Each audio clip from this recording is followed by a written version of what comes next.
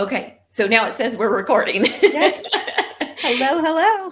Hello. Welcome. We are so glad that you are joining us here today. Come on in and tell us where you're watching from. And it's so okay, I have to say, now I don't feel like, oh, Stewart family. I don't have to because I always feel bad saying, hey, Julie. And then it's like the kids are sitting there, I know, going, well, my name's not Julie. So it's good to be talking to moms. It's good to be talking to moms. But only Julie has said hello to us yet. And then that's the other thing. Julie's in Ohio. Yay! I love it. She's like, yay. All right, Sarah's here from Louisville. Miss Diana Kennedy taught me how to say that one correctly. Oh, Christy is watching from South Florida. So good, Julie. I'm glad that your kids would just laugh. Oh, hi. Oh, Dawn does some little OH something, So excited. It has to be from college, right, though? It is. It's the Ohio State thing. Yeah. So, she does it going through the airport. She'll see somebody with a shirt and she, yells out letters. So, anyway. That's funny. Okay. All right. So, hand raising, just tell me what you want to tell me in the chat because I can't pay attention to hand raising. So if you have something you want to ask me, don't raise your hand. Just say it in the chat. And Angela, it's Saturday morning. Hopefully she's having a cup of tea or having a cup of coffee. See, Jill knows the drill with the IO thing. That's all right. Funny. I love it. Yes, those. Okay, all the Ohio people. All right. You ready to get started, Laney? Yep, absolutely. We 100% don't want to waste people's time. Hey, guys, feel free to ask questions as we go. We will try to answer them as we go. We will you are automatically muted, you are not on the screen at all. You're not. It's just me and Laney that's on the screen, and we cannot hear you. This is kind of like a presentation as opposed to a meeting, right? Right. But you can type your questions in the chat. And we should be able to see those. Yeah, type your questions in the chat. We should be able to see them. We may answer some of them as we go. We may say, hey, can you hold that one till the end? All right. And we'll stick around as long as you need us to answer questions because we're having pizza at my house tonight. Awesome. Well, I don't have a dinner plan, but they'll get fed. We're not worried about it. No. We actually have enough leftovers. Everybody at my house could eat leftovers, but my husband was like, hey, let's try out that new pizza place down the road. That is fun. Yeah. Okay. So 3 strategies to simplify your homeschool. This is something that is totally near and dear to mine and Laney's heart because, oh my goodness, we have been there. We know how tough it is to have all of these different moving parts to your homeschool and have all of these things going on, struggling to do lesson plans late at night. I was kind of, this came up, this late night lesson plan thing. And I was telling Laney, I was like, I'm not sure that I ever planned late at night. I would do it on Sundays. And Laney's like, oh no, I spent lots of late nights planning lessons for the next day. Yeah, there were so many years that I spent just feeling behind. That's the best way. I was always trying to catch up. Yeah. So it was late nights. It was early in the morning, trying to scramble around before we got started, that kind of stuff. Chaos. When the kids were young, I would not stay up late at night. I would just go oh, we're just unschoolers today.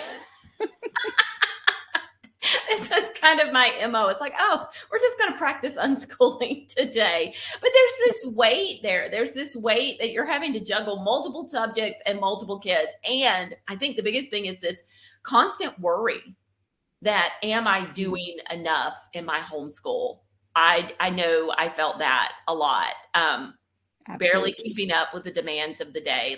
Am I going to be able to get the house clean? I can just remember standing there looking at my kitchen floor as I was homeschooling the kids and thinking, oh my goodness, I'm never going to get this thing clean again. That kind of feeling. You been there? What's for dinner? Oh. It's all the things. So I tell you, I sent my husband this meme. It really had this cute little pug in it, but it was it was like searching the internet for who said women had to be responsible for dinner for like the rest of time. So I sent it to my husband because of the cute pug, but he sends me a message back. He's like, yeah, same thing with men in the yard. And I'm like, oh, no. It is not the same thing at all. Because with the yard, you just go outside and you mow. There are no decisions to be made whatsoever with the yard. You know, the dinner thing, it's not making dinner. It's the having to make the decisions. And this is what homeschooling is like too, right? Yes. So many decisions. Yeah. Way too many decisions. What we want instead, you guys, is we really want a different kind of homeschooling for us and for you. So we want just this integration of subjects. We want learning to be, if not always like bowl yourself over fun, at least, enjoyable and joyful. Just the ability to witness aha moments with your kids. I think that's one of my absolute favorite things. And then having time for both structured lessons and kind of some of those spontaneous rabbit trails. Right, Laney? Yeah, absolutely. I just think that I don't know. I just always felt that I was behind all the time. Like having multiple lesson plans, I felt like we were behind in one subject, or I just felt like I was scrambling all the time. There are lots of moving parts and pieces to homeschooling. And it just always felt like I was behind for school. And I just discovered that there was just a better way once I started kind of implementing what we're going to teach today. It just now, like so many of those things that stressed me out years ago, just really don't exist anymore. And it's just a much more peaceful place to come from. Yeah. Sometimes people see pictures of my kids on the internet, like even this set of pictures, and they're like laughing and they're like, my kids never do that at the table. And that just hurts my heart. They're like, my kids are never laughing and having fun like that in homeschool. And it really, really just hurts my heart that people don't get that joy of homeschooling like that. I mean, that's really something where I want everybody to have this feeling of everyone coming together and learning together and really enjoying the topics that we're going to learn about. So We're going to break it down for you today. We really do think it is as simple as 1, 2, 3. All right. And we're going to talk about all three of these things today. And it's as simple as, number 1, choosing high interest topics for you and your kids to study together. It's choosing well-written books, and we're going to make an argument for both 1 and 2. And then we're going to talk a little bit about differentiated instruction, because this is the glue that holds everything together. Now, I know differentiated instruction sounds like big fancy words. If you're not familiar with it, don't worry. It's a very easy concept to learn, and you are going to have it by the end of this presentation. We are going to show you how. So I didn't make you a workbook today, but if you're taking notes, this is the structure. It's number 1, number 2, and number 3. Okay. So let's start with number 1, and that is using high interest topics to keep your learning engaged. Because here's the challenge. Students and mom, as Laney told me, like I was like, students can get bored. And Laney's like, oh, no, not just students. Students and mom can get bored with the monotony of homeschooling. All right, Laney, tell us about that 4-year history cycle that you thought you had to follow. Well, just like in the early years of homeschooling for me, I did use curriculum that followed a 4-year history cycle. And my kids, they would do okay with it. But what would happen is I would get bored. I felt like we were stuck in the same time period for so long. Or even worse was then when I had multiple ages and I was doing different time periods with different kids, because I was like trying to fit it all together, and people were telling me, oh, you can just combine the history time periods, and everything was just off. And I just tried so hard to stick everything in this structure, but I was getting bored, especially after I had taught the same time period. I was like, please don't make me teach ancients again. Because it's a whole year commitment. And so I needed the switch up when we when we switched over to using explorations, which we're going to talk a little bit about here, just that month-long high interest level topic where it was changing, frequently was absolutely, it was just a lifesaver for me, because when I'm not enthusiastic about what we're doing, guess what doesn't happen? School doesn't happen consistently. The kids know it and they kind of feed off of that. So keeping it high interest for me is actually, we talk about that. Like, the best curriculum is the one that gets done. Yeah. And so if I'm getting bored with the curriculum because I've taught it several times, or because the topic of interest isn't, or the topic isn't super interesting to me, that is just as much of a problem as having my kids have their eyes glazed over. So. Yeah. Yeah. I don't know that I experienced that a whole lot myself, but I will say I did experience, like, some of our best years of homeschooling were the ones where we were doing unit studies. And then I felt like we outgrew that. And now I wish I had stayed there a lot longer. And if I ever get the opportunity to homeschool young children again, which I'm just going to tell you, I'm secretly kind of hoping I do, then, especially I can give them back at the end of the day, right? I'm really, like, I cannot wait to get back into that unit study thing if I get to do it again. So yeah. I love the idea of getting those high interest topics. So that is the challenge, whether it be mom or whether it be the kid. So this is the strategy.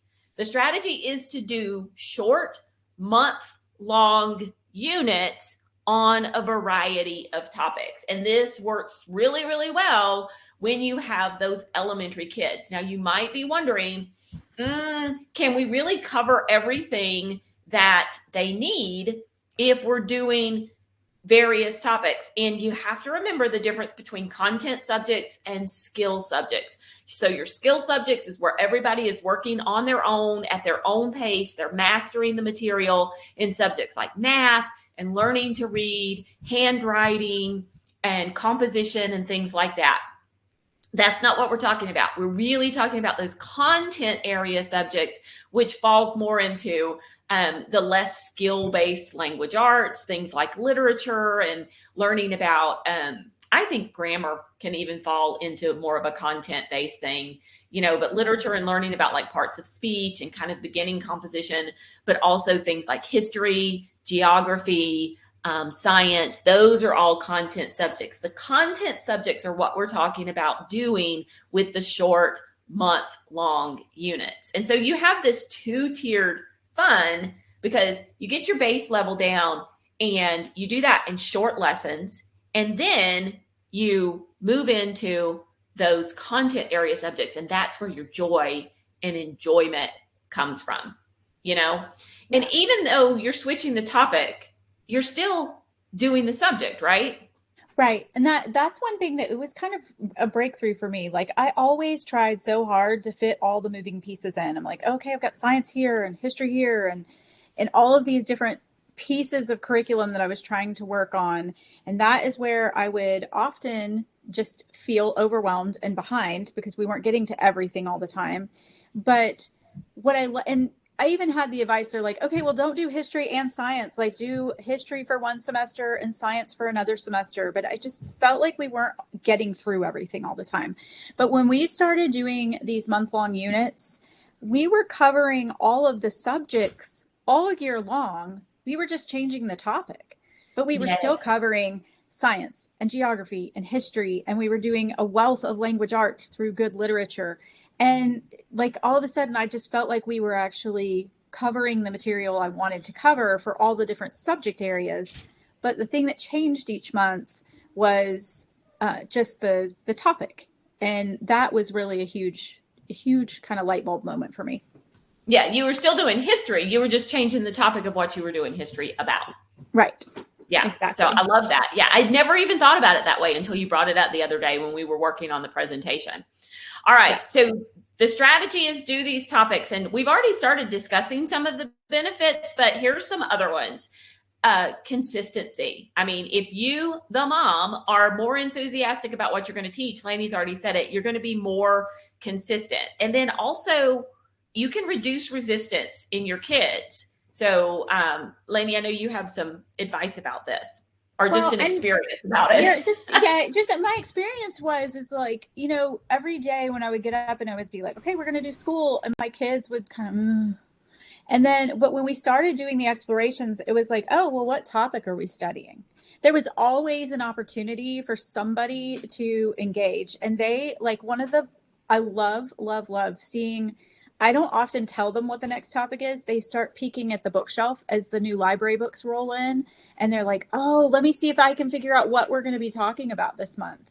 Because there's like some, it's just this surprise element for them because I don't tell them ahead of time.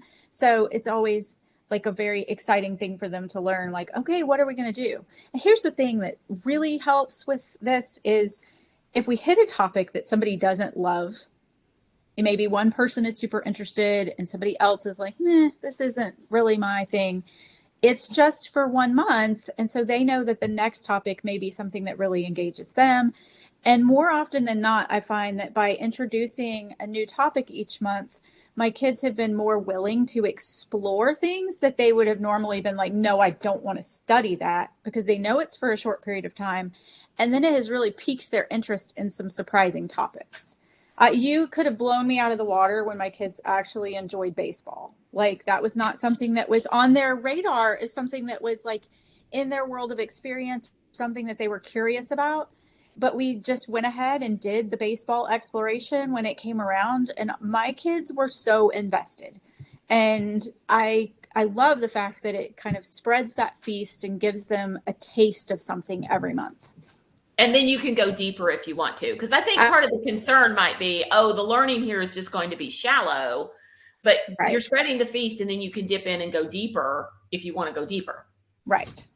Yeah. And I think we're going to talk about that next. Is that when we rotate, those topics, it does allow the kids to make connections between things. So when my kids learned, we did the flying machines exploration several years ago, and my kids learned about the Wright brothers. And it seems like every time we learn about a new historical event, somebody wants to know where it falls compared to when the Wright brothers made that first flight. Oh, that's interesting. So they have these little connections that they're making, and they're constructing this timeline in their minds about, like, this happened before this, or this happened after this. My oldest son that's been doing school, well, he's not my oldest son, but the one that's been doing school the last couple of years. So he's my current 14-year-old. He's your current oldest student. Yes, he's my current oldest student. Last year we talked a little bit about World War II. And so that's just another point on his mental timeline. When we talk about these subjects, he's kind of placing things in history based upon, well, did it happen before or after World War II? And if it happened before World War II, did it happen before or after the Wright brothers flew that plane? Like, he's able to start making those connections. And I have found that since we broke away from teaching things in a structured chronological history, that my kids make more connections than they ever did when I was teaching them. It was like I was trying to make the connections for them by putting everything in order. And then they never asked those questions. But when we began kind of teaching things in the topical way, where things didn't come chronologically, they started really showing interest in when things happened, where they were happening in the world, and making those connections on their own. I love that. I love that so much. Okay, so rotating those themes regularly to maintain excitement. So we're now showing you how do you make this effective in your homeschool. And then also including a variety of activities. So, the variety doesn't just come from the topic. You can also have variety come from the activities. So you can do some hands-on things, science demonstrations. I mean, come on, guys. Kids don't do science experiments because there's like a hypothesis. There's like stuff you have to do with your brain. And as a kid, you're not ready to do that stuff yet. You're just learning. So you're basically doing science demonstrations, narration, journaling, notebooking, and do not, kind of play down the importance of oral narration. It is totally okay that, especially for your younger kids, but even for your older kids, like I wouldn't have them write about every single thing. I would choose things to let them write about, but let oral narration be enough sometimes for what it is they're doing. Well, I think it can be a simple conversation. It is really important to remember that a conversation that you're having with them is producing something in them, and it gives them ideas that now have an opportunity to kind of percolate. And sometimes when we try to assign a written assignment to go along with whatever we've been talking about, we actually stunt and kind of stop that thinking, because now they're thinking not about the topic that we were just talking about. Now they're thinking about what they have to output. Yeah, I've got to get this assignment done. I've got to do it right. Yeah. And we cut short their learning whenever we start requiring that they produce something written with every discussion or every topic that we cover every day. So definitely keep it, varied. Yeah. Yeah. And then, Laney's talking about how her kids do that timeline stuff kind of in their head, but you can also write that down. And especially for older students, we're going to talk about differentiating instruction later. But if you want the older students to actually record those connections on a timeline or journaling, you can do that in your notebook or on a timeline. So yeah. Okay, so lots of different topics and different ways you could do this. Now let's move on to another thing that we think is so important. And we may get on a little bit of a soapbox here. And this is number 2, to choose 1 to 2 well-written books as your foundation for each topic. Because here is the challenge. Moms feel like they need to know everything in order to teach, right? Oh my gosh, I don't know anything about the Wright brothers. So now I've got to find out about the Wright brothers, in order to be able to teach it. Yeah. Instead of worried about that, let's just find some well-written, engaging resource written by somebody who loves the topic. Okay. Now, notice what we said. We said 1 to 2 well-written books. So why just 1 or 2? Well, tons of books repeat the same information over and over again. And when we try, because we can't make a decision and we don't narrow down how many books we're using, really it becomes like mom nagging. We are reading the same material to our kids, even if it's just written in a different way. And so, yeah, Melanie, it is so hard sometimes, like choosing those 1 or 2 books. We, as moms, we tend to want to choose the perfect book. Well, what if this book is better? And so then we end up including too much. And then we have done the opposite of simplifying, which is what we want to do. I have done this so many times in my homeschool. Like I will just bombard my kids with book after book after book on a particular topic because I'm curious, I want to find out more, or this one has beautiful pictures. Like there's so many different reasons. But at the end of the day, I have really, really found that it makes a stronger point about the topic. And not only does it save me time and mental energy, but like if I will just narrow that selection of books at the beginning and just focus on 1 or 2, there is more work that is done, I think, in a positive way for the kids than whenever I have this enormous stack of books. Now, and that's not to say that you can't have a book basket about the topic. I mean, certainly, but just don't feel compelled to read every single book. So, make your book basket, throw your selections in there, see what your library has about the topic, and then see what your kids pick up and dive deeper into. But you don't have to read every book aloud. No. Yeah. And we read tons of picture books in my homeschool. So I'm not saying like every month we only read 1 or 2 picture books. That's not what I'm talking about. But just that like learning. Yeah. For the actual like kind of diving into a topic or whatever, that is something that I try to really narrow down to 1 or 2 books that we're going to take a little bit more time and kind of go through more slowly with them and focus that rather than just like, giving them a fire hydrant of information from so many different texts. Yeah, because the key here is simplifying. On the flip side of this, nobody wants unit study that reads like a bad encyclopedia either. I mean, it's like sometimes you'll get those and you'll start reading them and you'll go like, these are just, that's not really all that well written. It's not very engaging. It doesn't keep people's interest for very long. And so that's why I think, it's important to start the study with that well-written book. So, I don't think we have to like spend too much time on this slide just because you guys know, like books are more interesting than textbooks. I mean, come on. The entire family can learn together. Your kids are going to remember better with the story. And I actually have a quote for you about that on the next slide. And then you're going to get rich discussions that come from a beautiful, wonderful book. I mean, there's just the language there is so rich. And I want to bring up this quote from Daniel Willingham. Now, if you're in our Elevate group, we've been reading through his book, Why Don't Students Like School? I'm almost certain this quote comes from that book. I've used this quote before and I didn't like say exactly where it came from. I'm almost certain it comes from that book. But he says, everybody loves a good story. Even small children who have difficulty focusing in class will sit with rapt attention in the presence of a good storyteller. But stories are not just fun. There are important cognitive consequences of the story format. So this is like something brain scientists are saying, that stories are good for learning. Psychologists have therefore referred to stories as psychologically privileged, meaning that our minds treat stories differently than other types of material.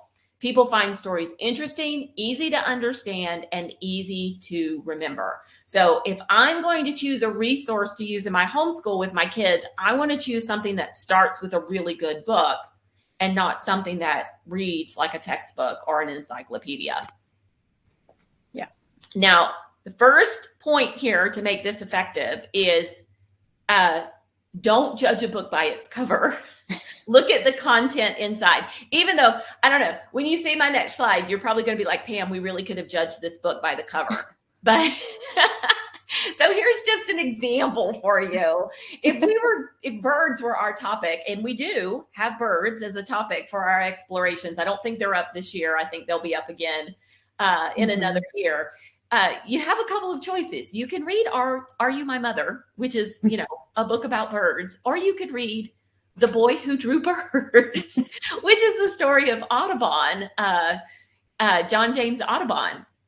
Come on, there's an obvious difference between which one of these books you're going to choose for your elementary child to get lots of great information from, where you can pull out the science and you can pull out the history and you can pull out the language and create these content area lessons for your kids to learn from. And so we just wanted to make that point. Well, and I think sometimes you'll look at a book and it'll look too young for your kids. I mean, we talk all the time about like, don't discount picture books for older kids. It's the same thing. Like there's a book that we will use in our voyages coming up, and it looks like it is for younger kids if you just look at it on the cover. But when you open that book and you start reading the content in the book, it is going to have such rich information, and it goes into really detailed scientific terminology and diagrams. I'm like, I would have never put, like, if nobody asked me, I didn't design the cover of the book, but I would have made it look like it should have been for older kids. But I think it's just really important. Don't judge the book by its cover. Don't assume that your kids aren't going to get something out of it because it looks like it's for younger kids, or it's a picture book. Yeah, or it's a picture book. And make sure that you're actually looking at the content of the book, because that's how you're going to determine, like she said, you're not going to find much history in Are You My Mother, but there's a wealth of history to look at whenever you're reading The Boy Who Drew Birds. Yeah. And science too. Yes. Yeah. Okay, which brings us to number 3, which is to create short, doable lessons with differentiated instruction. So let's go back to where we've been. We have month-long, high engagement topics. And when we say month-long, we didn't point this out then, but like sometimes our families will go like 6 weeks. They're like, we just can't get enough of this. And sometimes they're ready to be done at the end of the month, right? Yeah. Yeah. And then number 2, choose the high interest books, 1 to 2 to dive into for your learning. And then number 3 is to create short, doable lessons with differentiated instruction. So the challenge here is, as homeschool moms, we have to plan and juggle multiple subjects. I mean, even if you have and multiple age ranges, even if you have a fifth grade teacher in school, I mean, they're only teaching one age of kid, even if they're teaching multiple subjects, right? And most school teachers, are teaching just math or just English or something like that. So we have all the ages and we have all the subjects, and so we want to be able to do this. Yeah. So Laney, you have a lot of experience with this as a mom of 8. Well, and not only that, like when I started homeschooling, I heard this idea that I should combine my students, but it was really hard. My kids fought. The boys were at really different levels academically, even though they were really close in age. And that's what we're really talking about here. Like, it's not like you have the wide age ranges, but then you have different levels and abilities within those families, and trying to juggle all of the moving parts and pieces and trying to cover more than just the basics becomes impossible. Logistically, you just do not have enough time to do everything with everyone every day. Yeah. And so somebody is falling through the cracks, and this, that's the story of our homeschool for, a number of years after we introduced like student number 4, like 3, I was sort of managing okay, kind of keeping everybody independent and separate, but it was still stressful and hard. By the time that 4th kid came around, it was literally impossible for me to have the hours in my day to meet with every kid to do every subject every day. Yeah. Like, it just wasn't happening. Yeah. So then you did have to find a way to combine. Yes. Yeah. So here's the strategy, and this is to integrate your subjects around that central theme and for as many kids as possible. So pull all of those, as many as possible. And you've heard me say this before, if you've got a kindergartner and you've got a high schooler, that high schooler's not going to join you for a big part of the day. They're going to be largely independent. That's not what we're talking about here. But if you have a kindergartner and a 5th grader, there are lots of things you can do for that 5th grader that kindergartner can follow along with. So that's the kind of practical, pragmatic thing that we're talking about here. So how do you do this for as many kids as possible? Well, first, let's talk about the benefits, right? It streamlines planning. Mm-hmm. It saves you time. And the point I really want to focus on here are the cohesive learning experiences. You are building these memories with your kids, and I think it kind of helps them learn better. Yeah. You know what? I will tell you, one of my greatest joys at this point in my life is when all of my adult kids that have moved back come back home. And it does happen from time to time. And I love sitting at those family dinners and listening to their stories that they're sharing, and they're remembering all of these things, because the things that they're talking about and the things that they are remembering from their childhood are those moments that we built around the table together as we were doing school.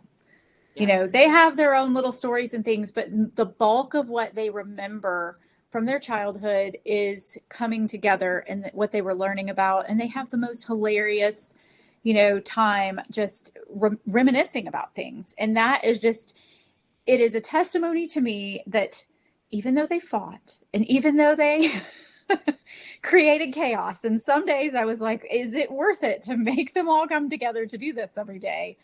But they were still clearly like building relationships and creating beautiful memories that they remember. They don't, they're not talking about all the times that you touched me at the table and I had to cry about it. Like, yeah, my kids do that too. I mean, I cannot tell you how many times I just say, okay, stop. We're just stopping. Just go off and do your stuff. But like, even now, like it came up the other day, we were talking about something and Animal Farm came up, and they were all like, Animal Farm. And they had to give me like opinions on Animal Farms. And one of them was like, I absolutely hated it. And the other one was like, well, it was okay. And the other one was like, it was really good. But the conversation started flowing. And then my husband was like, well, I never read Animal Farm. But the kids and I were having that conversation because we had all learned that together. So yeah. There's a book that all of my adult kids read. I read it as a read aloud to them. And I want to say it was the Wing Feather Saga. I can't read. There's a character and he uses the phrase, real good after every time he says something.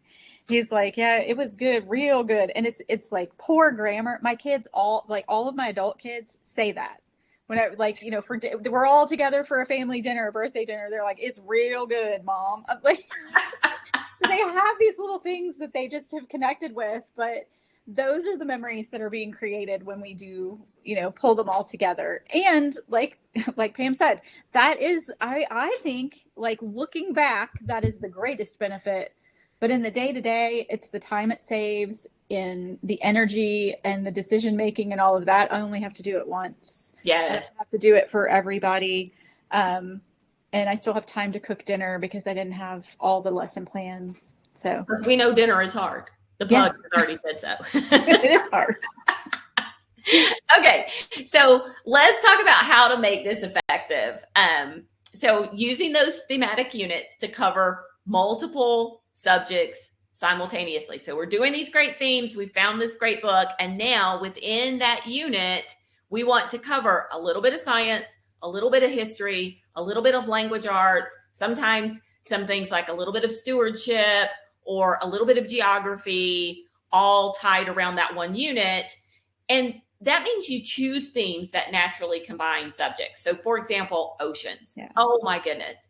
And like, it's not even on here. Oceans, you do science, you do geography, you do literature, you definitely do music because you have to sing sea shanties. Is Barbara here? And then you also, what I forget, history. So much history in exploration. I mean, like, you could just go so many directions with that theme of the oceans to tie everything together. And then I want to talk a little bit about that differentiated instruction. So once we have our great theme in our books, how do we make it work when we have the first grader and the sixth grader to make sure that everyone is getting what they need? And this is the one. Where is it at? Can you see it? Yeah. Okay. Because it just disappeared from my little middle screen. I got like 3 versions of it up here. Okay. I can see it. Okay, good. So this is the one you screenshot.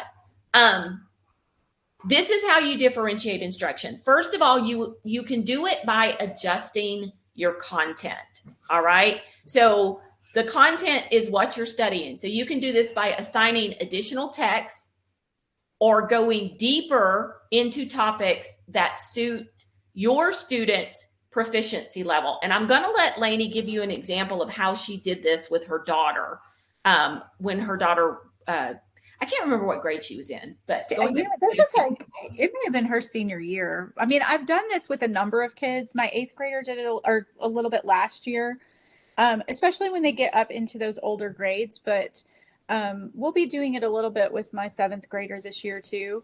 I let them choose some aspect of the topic we're studying. And it's totally up to them for them to dive deeper and kind of do a little bit of research and then come back and present that information in some way. So it could be that they watch a documentary because they thought it was interesting and then they come back and talk to me about it. Or maybe they found an interesting article online and they read that and took notes on it. We've even done things like when my daughter was in high school, she used to do things like put together a slideshow presentation and then teach the other kids about what she was learning. And so it was a way to pull her in as an older student in the same topic that the younger kids were studying. So, but I always let them kind of pick that aspect. Maybe it's a particular person that we read a picture book biography on, or maybe it's, some other kind of scientific discovery or something. One of my kids this was my son last year. He got really interested when we were reading about the Brooklyn Bridge, how they used caissons to like put underwater to build, and then caisson sickness. It was like this whole thing. And it was pretty new to all of us, even me. I was learning a tremendous amount about this. And so he went off and did like some additional research and was like, oh, Mom, this is what they're talking about here. And it was just a way to let them, have a little bit more responsibility in what they were learning, but also it was certainly leveling up from what, the 2nd grader was doing, where she might have just been like, maybe orally narrating to me what we just read directly out of the book. And then the other child would go and, and then maybe one of my middle kids would just do like a written narration. So everybody had something that was appropriate for their age, but it was all essentially the same assignment, which was tell me a little bit more about this, or tell me about what we just read. Yeah. And yeah, that whole, like, you get a child, especially an older child, who's like, oh, let me read about casein sickness. And they want to go and like study it more. And so that's adjusting the content for them by letting them dig deeper into that particular aspect. Whereas the second grader, not going to go read any more about it, not going to study any more about it. They're just like taking the information that the picture book gave them. And then Laney also talked about the other two, which is varying the process. So how are the students accessing the material? So maybe when she's reading this picture book on the Brooklyn Bridge, she goes and finds a documentary for her older kids to watch. And so the content is the same, but the process of how they're getting it is a little bit different because they are doing the documentary, or maybe they do some hands-on activity related to this idea of, coming up too fast from the bottom or something. I have no idea if there's a scientific like activity you can do for that, but if there was, that would be an example. That could be something they could do. Or she also talked about changing the product. So having her daughter do the PowerPoint presentation, having the younger student do something orally while the older student does a written something. The younger student can color a diagram. The older student can draw the diagram. For the younger student, you would just talk to them about the timeline, maybe even keep a family timeline on the wall that everybody does. But for the older student, they keep their own timeline in their notebook. So by doing these different kinds of things, adjusting the content, varying the process a little bit, or changing the product that you expect from them, you are differentiating instruction and making things easier for your younger kids and a little bit harder and more in depth for your older kids. And so it's just a matter of, like Laney said, leveling up those activities just a little bit. But you as mom are still only teaching one thing. And so it is so much simpler than trying to teach all of these different things. Yeah, a different topic. Mm-hmm. Right. So you might be thinking, this seems great, right? Oh yeah, we love this idea. We want to follow these 3 steps in doing it and do it this way. Some of our family.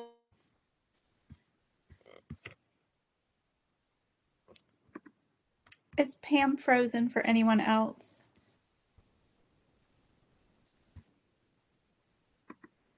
It's hard to find the themes. It's hard to choose the best books. I mean, how do I even know which ones are the best books? The reason we read so many books is because I can't decide which books are best. And now you're telling me I have to come up with all of these ideas for this differentiated instruction. All right, hopefully I unfroze. Laney, did I unfreeze? Yes, she unfroze for me. Okay, hopefully I unfroze. She's back, Melanie says. Like right at the moment where I'm going to give you the goods, I freeze up. All right. It's because I got a kid that's on the internet. Okay. Guess what? We have done it for you. And this is what Wonder Studies is all about. And maybe you saw my video from earlier. I posted it in the community. We have changed the name of Your Morning Basket to Wonder Studies. And the reason we did this is because it now encompasses so much more. And we're going to tell you about it. It's perfect for preschool. It's perfect for morning time. And now it's perfect for content area subjects for grades 1 through 6 because we've introduced another piece. Okay, back like the McRib. Sarah Walker. Oh my goodness. So Gen X. Oh my goodness. Okay. All right. So there are 3 different parts to Wonder Studies. I'm cracking up. So first of all, there is Little Explorers. Now this one's been around for a couple of years. This is early learning for everyone with a few preschool activities, right? So I have to tell you guys, I used to feel guilty when my third kid got to preschool age, when he got to like 4, and I did not do preschool with him like I had my older kids. My older kids had this beautiful, wonderful thematic preschool that we did together. It was fabulous, and he did not. And I felt so guilty. I wish I had had this then.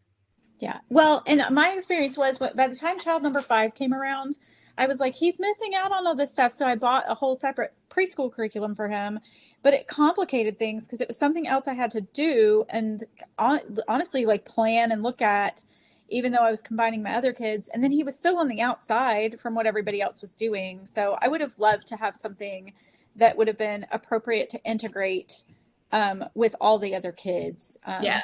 Because a lot of times those younger kids, they just want to feel like the big kids. And so if they're doing the same topic as the big kids, you know, and you're just picking a few activities for them to do, it just makes things so much easier. And I called this preschool a couple of times, but a lot of our families tell us that if their kids are 6 or 7 years old, that's like their oldest kid, and they have like a 7-year-old and then a 5 and a 3. This is all they do. This is the only part they do. And this is more than enough for that age group of kids. So it's officially an early learning program, you know, because it does include that kind of richness. Then the second part of Wonder Studies has also been around for a number of years. And these are our explorations. And these are perfect for morning time that the entire family can join in. All right, Laney, talk about explorations while I tell this kid to get off the internet. Okay. I cannot say enough about our explorations. And actually, I'm going to go back to Melanie's question really quickly. She said, what does one do if all the curriculum for the subjects are bought, but you have these great unit studies and morning time plans and voyages that you want to do, and those plans satisfy most of the subjects? So her question is there a way to do both without overkill? The year that I tried to do both, what I found happened very naturally was that the explorations eclipsed everything else we were doing. It was the thing. When I first started them, we started them as just like an add-on to the other curriculum that I had purchased for the year. And I was like, these look really fun. We'll just kind of do a little bit and dabble in them. The kids became so engaged in them that all of a sudden we were diving deep into the explorations. And the other curriculum that I had bought just kind of fell by the wayside. And so I think that sometimes it's just a matter of figuring out what works for your family. But explorations was such a beautiful thing for my family. And we've been doing them for, I don't know, I think they've been around for like 4 years. And I didn't start them as soon as they came out. So I know my family has been using them for at least 3 years. I think this is going to be our 4th year coming up. And they are just such fun and delightful little studies that have been just a beautiful addition to our homeschool. But that's kind of where all of this came from. When we started using the explorations and recognizing this really does incorporate all of these different subjects and beautiful things. So one quick point before we move on to that next point that you're leading us into. And I just want to say, if you have older students, this is the part where they come in for a couple of these activities, either daily or a couple of times a week. This is where your truth, goodness, and beauty is. This is where your art, your music, your nature study, all of this stuff. You could just use these right here. I mean, this is what it used to be. It just used to be this. And we'd added the other things to it to help out families. But you know, this is where it was with the morning time stuff. So this is your morning time stuff. If you want to do morning time, if you want to do it at another time of day, that's great. But this is where the older students can join in and feel connected and learn a little bit about art and learn a little bit about music before they go off and do their other subjects independently, which leads us to the voyages. And this really came out of what Laney was doing with her kids and what some of our other moms, what we saw them doing. So we've created these new voyages. They cover your science, your history, geography, and language arts. Some months there's more science, and some months there's more history, and some months there's more geography. We try to spread it as evenly as possible, but the history and geography, you know, kind of does this a little bit.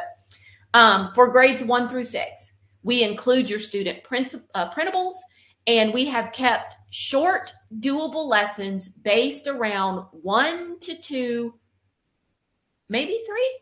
Is there a month with 3? Picture book month. Not that I'm aware of. I think we've been able to keep it to 2. I know that I have written a couple that only have 1 book.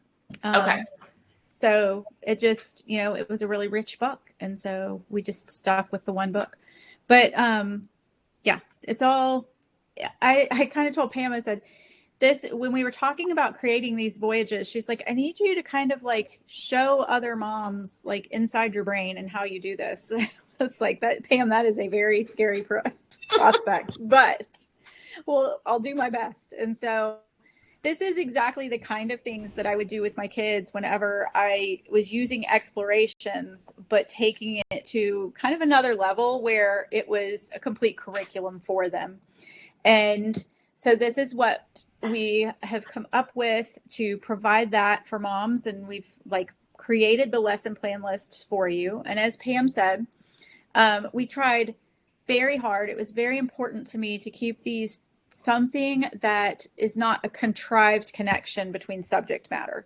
So if there is a natural outworking of science and history and geography and language arts, then it kind of flows from that. But in topics where we couldn't really make a connection for like science lessons without it feeling contrived, and it was just like an unusual connection, we tried to substitute in another subject area. So you're going to see sometimes where it will be like, I know that we have the stewardship that comes up in one of them. And I think there's maybe even a math topic that's going to come up in one of them. Like there's a variety of subjects, but the core subjects that we try to incorporate pretty evenly throughout the year is our science, our history, our geography, and our language arts as well. Yeah, the ones that you're going to want to do with that elementary student. Yes. And when we started creating these, what I said to the ladies on the team was, I want moms to do these and feel like I can check the box. I can check the box and say, oh, we did history. Oh, we did science. Oh, we did language arts, wrapped around this theme that we're doing already. And so it is very much a check the box kind of thing. But the lessons, if you have looked at any of our language arts together or our citizenship together program that Meg wrote, these are going to look so familiar to you. Okay. Yes. They're not laid out day by day like those are, because we really do want you to go in and kind of like feel free to pick and choose the ones you want to do. If you have a history program you love or a science program you love, just ignore those and just do the other set, but the format of the lesson itself looks a lot like what we were doing. So Jill wants to know, so you can use the voyages for all the kids, focusing in on the older, and the younger can listen if they like or not. Yes. I mean, it depends on how young they are, Jill. I mean, if my youngest is like 7 years old, I'm going to kind of have them listening and asking them to like orally narrate or something like that. If they're 4, then they can just come and go as they want to. Right. Hopefully that helps. Yeah. And I see Meg's over here in the chat as well. And, somebody asked, like, I have an 8th grader. Is this adaptable without having to do so much work? I tell people all the time, like, I learn from the explorations every month. My high schoolers, through her senior year in high school, my daughter was sitting for the explorations. Now, she wouldn't have necessarily been doing the voyages with us if those had existed, but sitting down and doing the explorations together as a family is something that we all do. And you can use the parts and pieces interchangeably. There may be a month where you want to use the explorations, maybe a month you want to use the voyages, but they can be used together or separately. Yeah. And so, Jill, what I would tell you is, like, that 15-year-old especially, this cannot be their only school. I would never feel comfortable saying to you, this is the only school for a 15-year-old. They can join you for some of the explorations activities and maybe even one or two of the voyage activities if they have time, you know, but they're going to be doing other science. They're going to be doing other history. They're going to be doing the things that they can do independently. But those other kids, you can wrap those together and really, really lean into doing all of them together. Yeah. So. Sarah, she'll be sharing a list of all the topics for this coming school year in just a second. Yeah. Yeah. And no, it's just all part of the membership. You get all 3 parts. It's all right there together. Yeah. So, okay. I think we covered everything on this slide. I think so. Yeah, we did want to tell you there are options. So if you want to try this for your family, the easiest way to do that is by getting a monthly option. There's also a quarterly option if you want to give it a try for 3 months. And then there's an annual option, and we're going to talk a little bit more about the annual one in a minute. If you get the monthly or the quarterly option, you get access to this month's and last month's theme. Okay. Mm-hmm. So we always give you 60 days to do a theme. From the time we release it, you've got 60 days to finish it, because sometimes we know families go just a little bit over. So you always get this month and last month's theme. If you get the annual membership, we go ahead and give you access to what we call the vault, and you get access to all the themes for the entire year.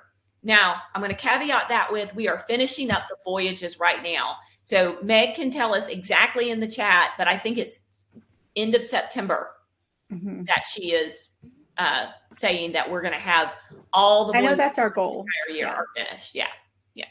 So, so Callie says, when I think of doing schoolwork, I always think in big topics like biology or American history, and like to feel like I'm covering all the big points in that topic. Is this a totally different philosophy than that, or will eventually all the big points be covered by voyages if you keep following them? Well, I guess we have to talk about gaps, don't we, Laney? Yeah, I'll let you. You start. Oh, you're gonna let me talk about gaps? Great. You start. There are so no, we're not going to make that promise, Callie. It is a different philosophy. It is 100% a different philosophy, and the idea is that you are going to teach them a love of learning and how to learn, and if there are gaps, then they're going to get them for themselves. Gaps are gifts. This is what Sarah McKenzie said. Gaps are gifts that we give our children so that they have things to learn for the rest of their life. And so, you know, once they graduate from voyages and move on into high school, they're going to get probably a little more systematic way of learning, unless you're just completely a relaxed homeschooler. I mean, my kids have a lot of gaps. And I'm not that worried about it. If they want to know about it, they're going to go figure it out.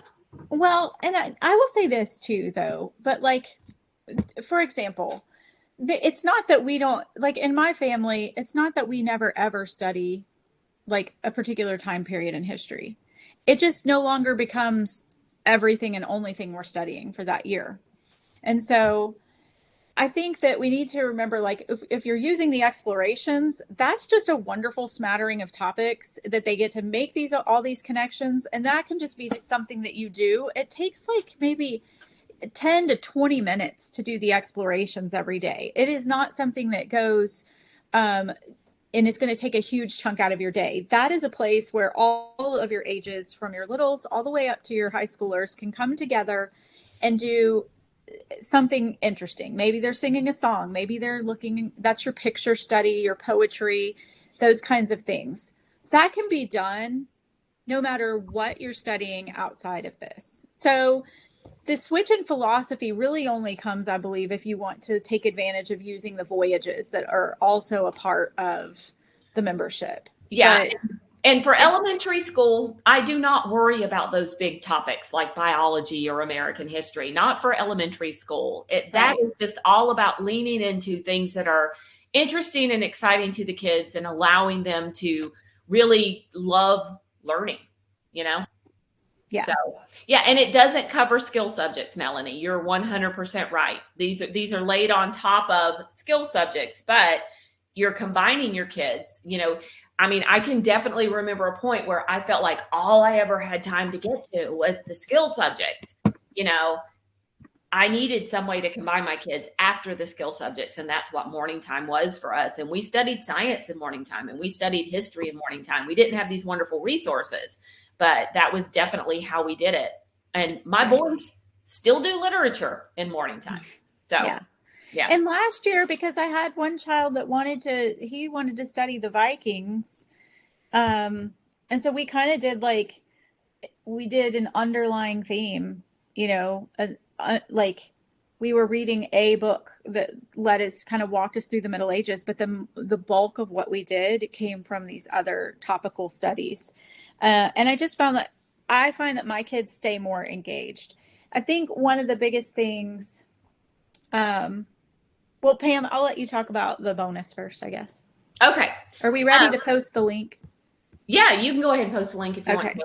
So this is a bonus for new annual members only. So if you are a current annual member, we will be giving you a digital copy, but new annual members, we are going to ship a printed copy of the Morning Time Journal and Planner to your house if you purchase an annual membership by August 16th. So with the annual, you get access to all the themes all at once, so you can pick and choose and decide. You decide the order of when you want to do them instead of waiting for us to release them. And you also get the printed planner mailed to your house for new annual members only, US only, not to be combined with any other offers, tax, tag, and title. You're responsible for that. So, Laney, you had a note here that you wanted to talk about the journal and planner, and I'm going to go ahead and switch to the themes while you do. Okay. Yeah, I use the journal and planner exactly as the title describes it. Not only do I use it to journal, I use it as a planner in a minimal capacity. I write down the activities that I want to do that I absolutely don't want to forget, because it helps to keep them at the forefront of my mind, especially when I'm going through the explorations, or this year it'll be the voyages as well. I'll jot down those lessons that are just must do for me. Oh, this one looks so much fun and I really want to remember it. And then the rest of it I use as a journal, and I just record what we've read and what we've talked about and our discussions and the songs we've listened to. And then it becomes kind of this memory keeping book of everything we did in the school year. Yeah. So yeah. All right. Melanie says, would you be considered a new annual member if you're switching from quarterly? I hadn't even thought about that, Melanie, but I'll just say yes. So, make the switch and then send Dawn a message, because it might not trigger the thing that it's supposed to trigger for you to be able to enter your address to get a journal. But make your switch and then send a message to Dawn at info@pambarnhill.com and we'll get you one. Yeah. So, and they are first come, first serve. There is a limited quantity. So, you definitely do this. So here are your themes for the year. We have apples, Brazil, gratitude, A Christmas Carol, snow and ice, dance, space, Japan, ships and sailing, France, patriotism, and East Africa. So we have a little bit of a geography focus going on this year. We're going to be traveling around the world and doing some different countries, also some scientific topics with snow and ice and space. Ships and sailing, we have done those explorations before, and oh my goodness, they're my favorite. Yeah, I've heard more than once that they are people's favorites, for sure. So okay, I have it's saying that there's a problem with the chat and I need to refresh my page. Do you have that, or can you see your chat? I do not. I can see my chat. Okay, good. So you're going to have to keep us on track. Yep, that's good. Okay. So the other thing I want to point out about the themes, especially if you're an annual member, you get access to all of these immediately. It'll be the end of September before the remainder of the voyages are ready. The explorations are ready to go if you are already, if you're an annual member. And then I think it's the first 6 of the voyages are ready, but we're still finishing up the last ones. But notice, I mean, there are 12 months here. So even if there's a theme that you're I'm not sure about that one. Most of us don't school 12 months out of the year. Right. And so you have some, kind of latitude there to decide which topics you would like to choose for the year. for whatever months. And Pam said it before, like sometimes people will stay in a particular topic for longer than a month. There's no set rules here. We change them in the vault, or I mean, we change them not in the vault. We change them on the dashboard. On the dashboard once a month, but you have access to each of them if you're a monthly or quarterly member for 60 days. So you've got plenty of time to kind of work through them at your own pace. And it's also okay not to do everything inside of one. So if you get to the end of the month and you're like, oh, we really want to do the next theme, but we're not finished with this one, that's okay. You can just keep moving. It really does provide such a rich and rounded education. And it took me a while, like, I'll be honest, like I kind of used my kids that are currently schooling with me as little guinea pigs on this for a couple of years, because I was like, they're young enough that if I decide that I'm just leaving major holes in their education, we can regroup. But it's been the opposite. They have had such a rich and full education. And the thing is that I feel like by using this methodology, I am physically doing less in my homeschool every day, but I am accomplishing so much more than we ever accomplished whenever I had everything segmented out by, you know, here's our history, here's our geography, and here's our science. Like having all those individual pieces, just, I don't know, I was never getting as much as I wanted to do done. I always felt behind, like we talked about. And since transitioning to this method, I have felt like we accomplished so much more, even though we are doing less. Yeah. Okay. I can't see the chat at all. I have to refresh in order to see the chat. So I can do that, but I don't know if that's going to kick me out. Right. So okay. Want to make sure we answer. Becker says, could you explain the difference between explorations and voyages again? And so our explorations are kind of like, they focus on the arts and like the truth, goodness, and beauty of a topic. They are going to be perfect for doing morning time if you do that, or any other time of day. But it's going to have nature study, picture study, art appreciation. It'll have art activities in there to do. And they're usually real art activities, not crafty things. Yes, yes. Pam and I have talked about this in a podcast recently. Now, our Little Explorers definitely is going to have some more of that hands-on, fine motor skill, kind of cutting and pasting type activities in it sometimes. But for our older kids' explorations, we really try to keep that, like, it's your truth, goodness, and beauty, right? And so your poetry, your art stuff, and so, then the voyages. Yeah, I can show I was going to show the voyages if y'all want me to show the voyages. Okay. Then the voyages, what we have done is we have taken one or two books on that topic and we have written lesson plans for science, history, geography, language arts. So they are going to be more of your content-based subjects that are going to make you kind of feel like you're getting school accomplished and checking your boxes. Pam's opening the Apples voyage for you. These are written in such a way that you must use the books that are listed in there. They're not written in such a way where you could substitute another title, which is another reason why we've really kept that narrow focus. We talked about the importance of choosing only one or two books. So that's what we've done here. We encourage you to get them from the library if you can. I was actually looking through the book lists that we will need to complete the voyages in my own homeschool. And I think it looks like I will end up having to buy like 2 books because my library has several of them. So we've tried to keep it, where you don't know, where as opposed to our explorations where we provide you a much lengthier book list. This is the books that you're just going to read for enjoyment and pleasure, and you might strew. And then you also have more freedom and flexibility in like swapping out titles for the explorations books, because it doesn't matter if it's the exact same book. You might just get another great book on a particular person or topic, but the ones, so Meg said most of the writers for the voyages have been able to get them through their library or interlibrary loan. So, okay.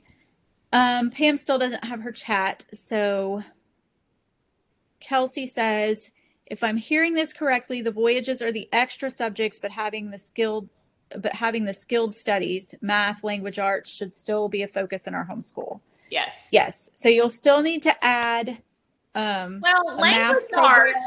I mean, you still have to teach reading and you still have to teach letter formation. Yes. But you're going to see that we've included some copy work. We've included some vocabulary. Here we talk about similes. And we practice writing some similes. And so if I had a younger child, if I had a child who was 3rd grade, maybe 4th grade or younger, I would be doing this and I would not be adding anything else. It's not until they got into 5th or 6th grade that I would add a composition program. Yeah, I have a 9-year-old and an 11-year-old, and this is all they will be doing for language arts this year. Yeah. My 12-year-old will have some more like written narration type stuff, but again, it's going to come out of the voyages because there are lots of options for narrating and different things. And I know, like, and even some of the ones I wrote, there are even options for little writing assignments that you can do. So I do think that they cover language arts very well. Now, they're not necessarily going to cover a systematic, like 8 parts of speech. Eventually, we might get around to most of them, but we're not giving a scope and sequence. Right. You know, we do try to cover a variety, and we do keep a spreadsheet of what we're covering to try not to have too much duplication. Right. But yeah, we want to keep each one kind of new and interesting so that we are covering, you know, the topics as we go along. But yeah, and you can see their map work and map keys. Then there's some like notebooking type pages that you can use or not. My children will probably just get a notebook at the beginning of the year. I haven't decided yet. Some of my kids are really, they have to struggle whenever they feel like something's not perfect. They are definitely perfectionists. And so it is stressful to them to have a mess up in like a bound book. So I will give them each the option of either having like a bound book or, like a notebook where they can add and take out pages. And that way, if they're unhappy with something, then they can put, you know, they can take it out and put in a fresh copy of something. But I'll just let them create their pages on their own. But you can see it's got very similar levels of dictation. Yeah. I was trying to see if there was anything other than dictation at the end. So, nope. Yeah. Okay, so that's, I mean, you can see very much explorations, truth, goodness, and beauty, music, art, and actually, well, before I stop sharing, let me see. I got too many windows, y'all. If I can get to the community. Yeah, and Meg said again in the chat, there are no contrived connections, so we're not counting apple seeds in the voyages. We're really trying to make these natural, like, and we're encouraged. The other thing the voyages does is they encourage your kids to ask questions, right? So we're like, what kinds of questions would naturally come out of these topics? And we want your kids to come up with questions too. We've provided you questions, we've provided you with sample answers and that type of thing, but we have really tried to encourage you to, you know, communicate with your kids and listen to what it is that they have to say as well. Yeah. And so these are activities from the explorations. Yeah. Yeah. So there's going to be picture study, and this is like drawing like Cezanne. This one is all about like grafting apple trees. So there's some sciencey things, but there's also like stories, songs and music. And fun things. Yeah. Yeah. Lots of fun things. And the Little Explorers follows the same theme. There's a lot of overlap from the explorations. It's designed to be that way on purpose. It's designed to you know, keep the family together learning, but the Little Explorers is leveled down a little bit, whereas our explorations are really kind of a wider age range. In our Little Explorers, we also have busy box ideas that are optional, and we also have a lot of more printables. It's not printable heavy by any means, but there are. Hey, Meg. Yeah. There's a video for you to replace.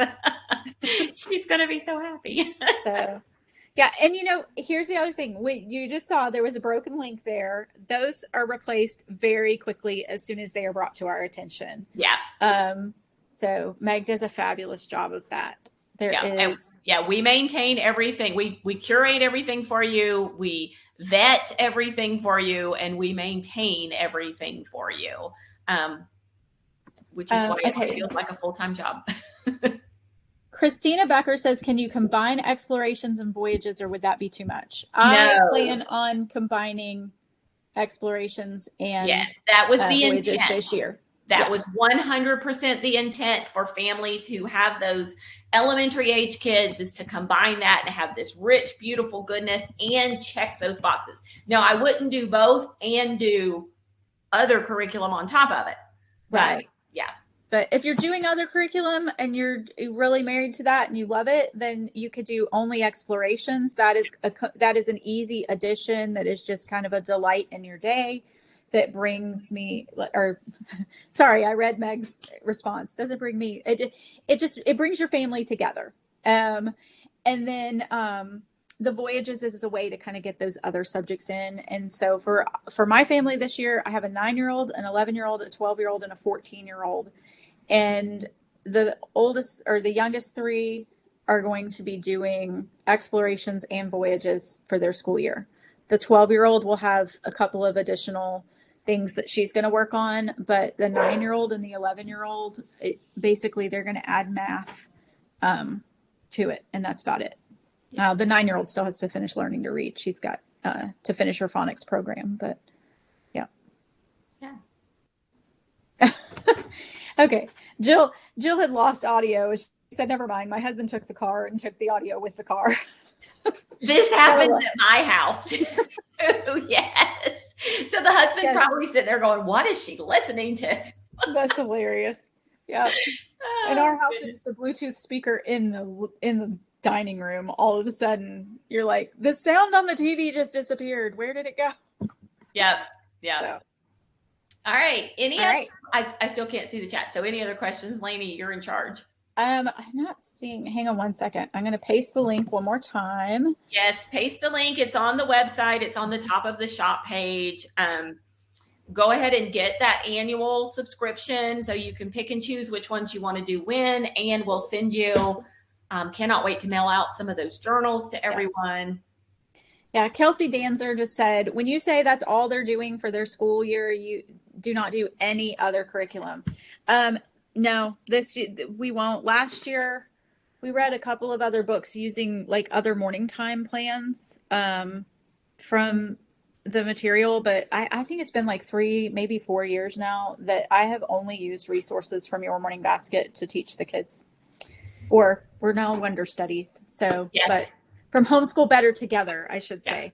Yeah. So the one thing we will be doing, this is a direct answer to Kelsey's question. This is not, I'm not encouraging people to like combine things. Our 99% of the focus that we are going to be using this year is going to be Wonder Studies and all of the resources inside. We will be focusing on the explorations and the voyages. At the beginning of the school year, because I want my kids to have a little bit of an understanding of the election process, we will be focusing on Citizenship Together, which is a separate product altogether.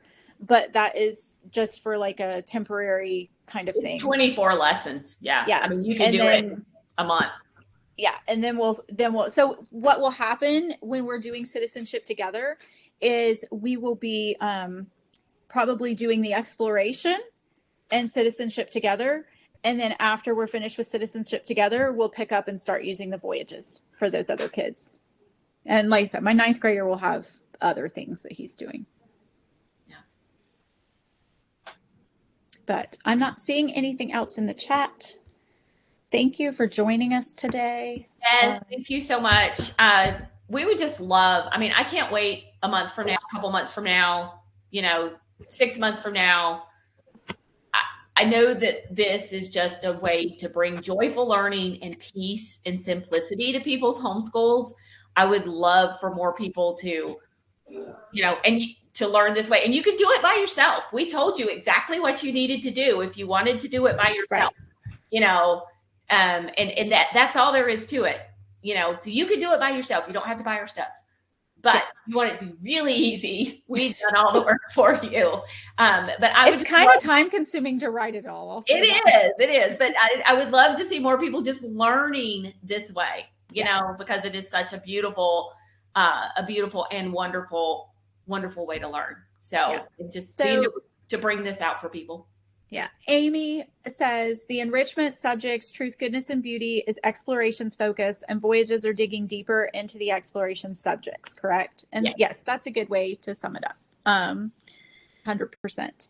So like I said, this has just been such a delight in my own homeschool. And I wish, that snapshot we were painting at the beginning of this presentation, like that was my life. I was just overwhelmed and chaotic. And I remember years ago, long before I started working for Pam, she had a little question or something like, how would you describe you as a homeschool mom? Or how would you describe, I was like a hot mess. That's what I it's so chaotic and so many moving pieces. I felt like I was drowning all the time. And these products are they have created such a joyful learning experience and so much more peace. And it really has just been simplifying. Yeah. All right. Well, Laney, thanks so much for coming on here with me today to tell everybody about it. You certainly are the inspiration. And well, I'm so excited for other people to see what we've been doing. So I cannot wait for you to get your hands on the voyages, which if you get an annual subscription, you will have access to the voyages immediately, at least the first 5 or 6 of them. Meg said we're ready. Yeah. If you join as a monthly or quarterly member, the first voyage will not come to your account until August 26th. Yes. So, so you're not missing anything. The very first voyage comes with the Apples exploration, which is our September exploration. And so it will be released in the portal on August 26th. Yeah. In the meantime, though, Bees and Honey is sitting here, and so you still have access to the exploration and the little explorers if you have little ones. So all right. I just ordered all my bee books today because we start school next week. I love it. So all right. Well, you guys have an awesome day. If you have any more questions, this is going to post, and you can just put your question underneath, and either Laney or I will answer it for you, or one of the other members of the team. And just thank you so much. And I hope you have just a blessed school year. So, all right. See you inside.